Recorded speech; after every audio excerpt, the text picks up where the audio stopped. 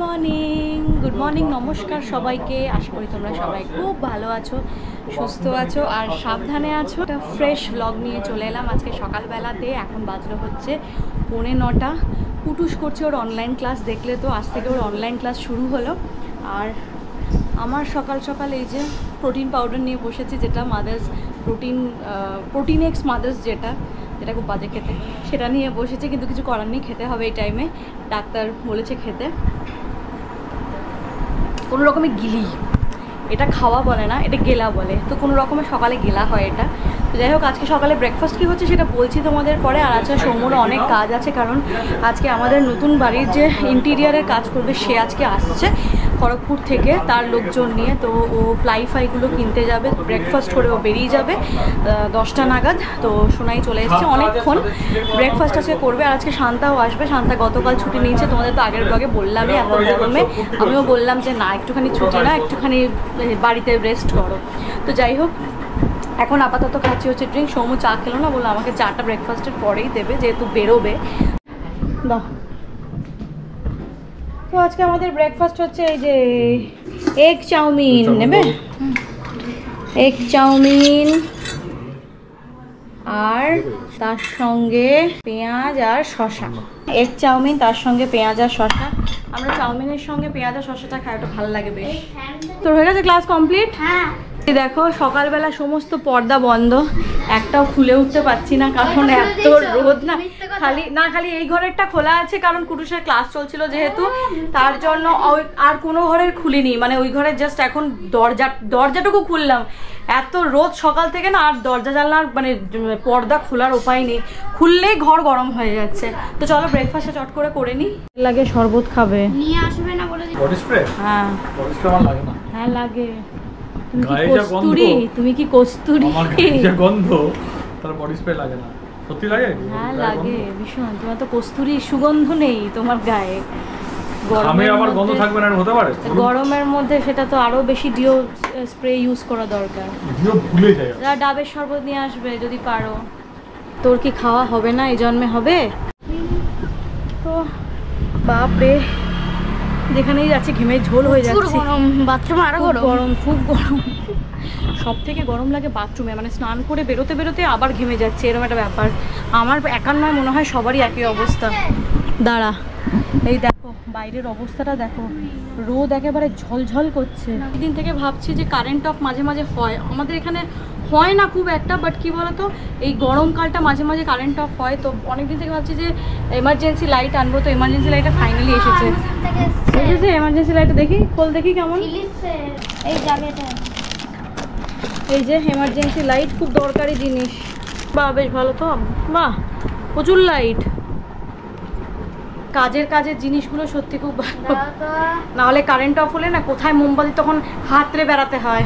তো এই যে এমার্জেন্সি লাইটের, এটা হচ্ছে চার্জার, বেশ ভালো ফিলিপসের। এটা লাইটও তো দেখালাম, বেশ ভালোই হচ্ছে। কাজের জিনিস এগুলো না বাড়িতে রাখার খুবই প্রয়োজনীয়। এগুলো বাড়িতে রাখা খুব দরকার, জানো তো, না হলে না এই কারেন্ট অফ হলে কোথায় মোমবাতি খুঁজে বেড়াও। পেজ হয়ে গেছে। তো করছি এখন হচ্ছে এডিটিং, আর তার সঙ্গে সঙ্গে খাচ্ছি হচ্ছে একটু টক দই। এই গরমে টক দইটা একান্তই প্রয়োজনীয়। তাই আমি না টক দইটা একটু চাট মশলা দিয়ে খাই, তো খেতে না আরও বেশ একটু চটপটা লাগে, ভাল লাগে। কারণ আমি টক দই চিনি দিয়ে খাই না, আর তোমরাও টক দই কিন্তু চিনি দিয়ে খাবে না, কারণ টক দইয়ে চিনি দিলে বলে টক দইয়ের গুণটা চলে যায়।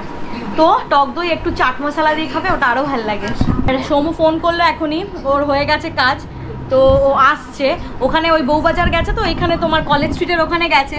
তো ওখানে প্যারামাউন্টের ডাবের শরবত ছিল, তো আফসোস প্যারামাউন্টের ডাবের শরবত মানে ডাব শেষ হয়ে গেছে, শরবতও শেষ হয়ে গেছে, তো পাওয়া যাচ্ছে না। না হলে আমি আনতে বলেছিলাম, ওখানে ডাবের শরবতটা আমার মনে হয় সবাই খেয়েছো, অনেকেই খেয়েছো। তো ওখানে ফেমাস প্যারামাউন্টের ডাবের শরবত, কলকাতায় অনেক পুরনো একটা দোকান আর কি, সেখানে মানে অপূর্ব ডাবের শরবত পাওয়া যায়, কিন্তু এত বেলায় গেছে তো হয়তো ওই জন্যই শেষ হয়ে গেছে। তারপর তোমার কাজ হলো? গরম অনেকদিন পর পেলাম, তাই না? মানে আমি তো অসহ্য হয়ে যাচ্ছিলাম, ওলা একবারও পাইনি। মুখ খুব গরম হয়ে গেছে তো। দাঁড়া শরবত দি। না দইয়ের শরবত দি, ভাল লাগবে। বেচারা রোদে পুরো সেঁকে এসেছে, সেঁকে খুব খুব গরম সিরিয়াসলি। বাইরে না মানুষ মরে যাবে যদি গরমটা যদি একটু না কমে না। কলেজ স্ট্রিটের বই পাড়া তো, খাতা তো আনবে।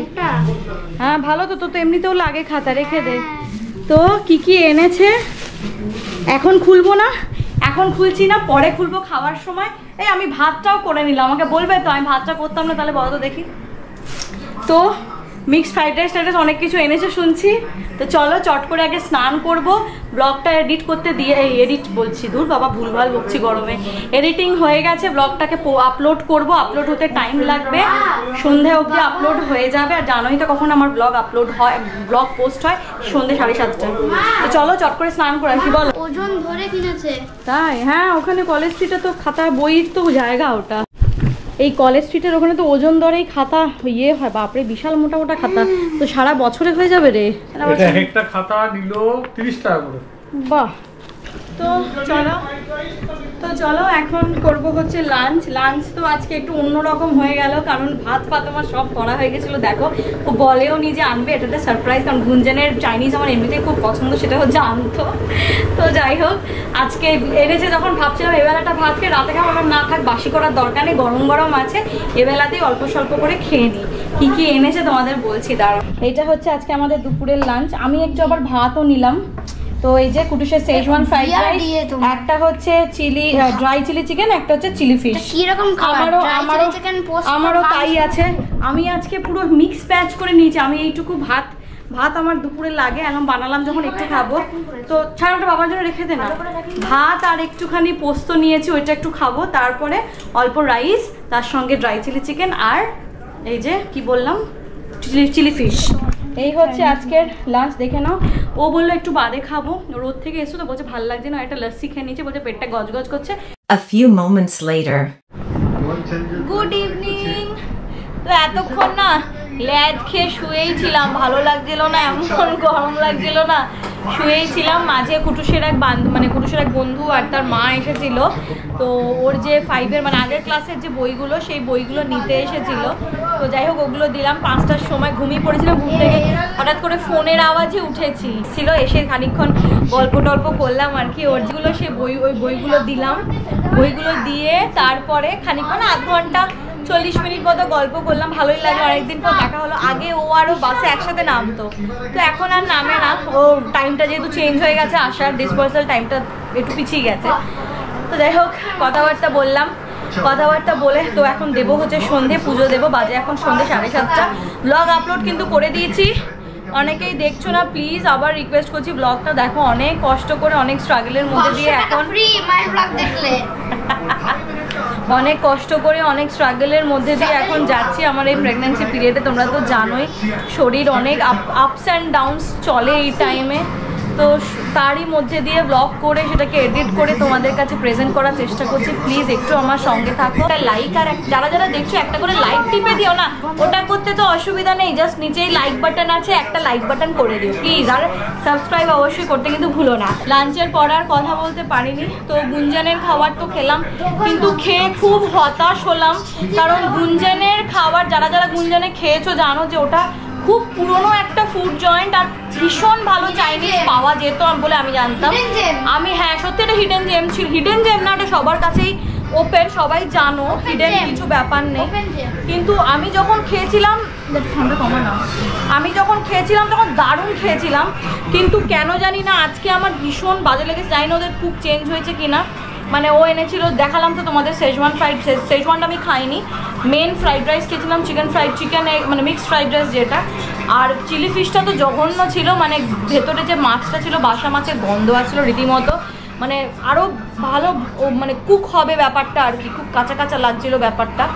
আর ড্রাই চিলি চিকেনটা কি বলতো একদম এত ড্রাই ছিল না, মানে ওটা কোনো টেস্ট আমি পাইনি, মানে ওটার থেকে আমার বাড়িতে আজকে মাংস রান্না হয়েছে, ওটা দিয়ে আমি খেলাম লাস্টে, আমার আমি খুব দুঃখ পেলাম সব থেকে বড়ো কথা। কারণ দেখো একটা এরকম মানে ফেমাস একটা ফুড জয়েন্ট যেটা অনেক বছর ধরে ফেমাসের পর্যায়ে আছে, সেখানে থেকে যদি বাজে খাবার পাওয়া যায় না, সেটা খুব কষ্ট হয়। এই ফ্রাইড রাইসটা ভীষণ ড্রাই, মানে সে গলায় আটকে যাওয়ার মতো ব্যাপার, এত ড্রাই।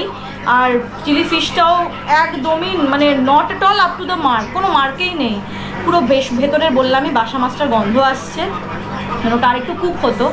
আর ড্রাই চিলি চিকেনটা এক্সট্রিমলি ড্রাই, ঠিক আছে, মানে আরেকটু হতে পারতো খুব। ড্রাই চিলি চিকেন তো সবাই খেয়েছো, আগে আমিও খেয়েছি, বাট ড্রাই চিলি চিকেনটা আরেকটু মানে কী বলতো মনে হচ্ছে পকোড়া করে জাস্ট পেঁয়াজ আর রসুনের সঙ্গে একটু টস করে দিয়ে দিচ্ছি, এরকম একটা ব্যাপার। তো বাজবে এখন 10:30, ডিনার অনেকক্ষণ আগেই কমপ্লিট করে নিয়েছি। ডিনার তো নতুন করে দেখানোর কিছু নেই, দুপুরে যা হয়েছে, যেহেতু গুঞ্জনের খাবারগুলো ছিল বলে দুপুরে খাবারগুলো সবই ছিল, তো ওইগুলোই খেলাম। আর সৌম্য এনেছে একটু আগে, আমাদের এখানে না বাসন্তী বলে খুব সুন্দর মিষ্টির দোকান আছে, যারা এই সাইডটা থাকো বাগুইটির দিকে তারা জানো, তো ভীষণ ভালো মিষ্টি দই পাওয়া যায়। তো দই মিষ্টি অনেক কিছু এনেছে, সেগুলো এখন বাড়বো, চলো তোমাদের দেখাই। তো এই দেখো মিষ্টিগুলো নিয়ে নিয়েছি, আর বাসন্তীর রসগোল্লা মানে দুর্দান্ত। তো চলো আজকে মিষ্টি মুখ করতে করতেই ব্লগটাকে এখানে শেষ করলাম। মিষ্টি জগতের শ্রী, বাবা সবাই কাপকুদি হয়ে গেছে। তো চলো আজকে মিষ্টি মুখ করতে করতে ব্লগটা শেষ করছি। যদি ব্লগে তোমাদের এইটুকু কিছু ভালো লেগে থাকে তাহলে চ্যানেলটাকে অবশ্যই সাবস্ক্রাইব করো, আর আবার দেখা হবে সাবস্ক্রাইব শেয়ার, একদম লাইক সাবস্ক্রাইব এবং শেয়ার করে ঢুকিয়ে রাখবো। আমি বুঝে গেলাম না, আমি বুঝে গেলাম। তো চলো আজকে ব্লগটা এখানে শেষ করছি, টাটা, গুড নাইট।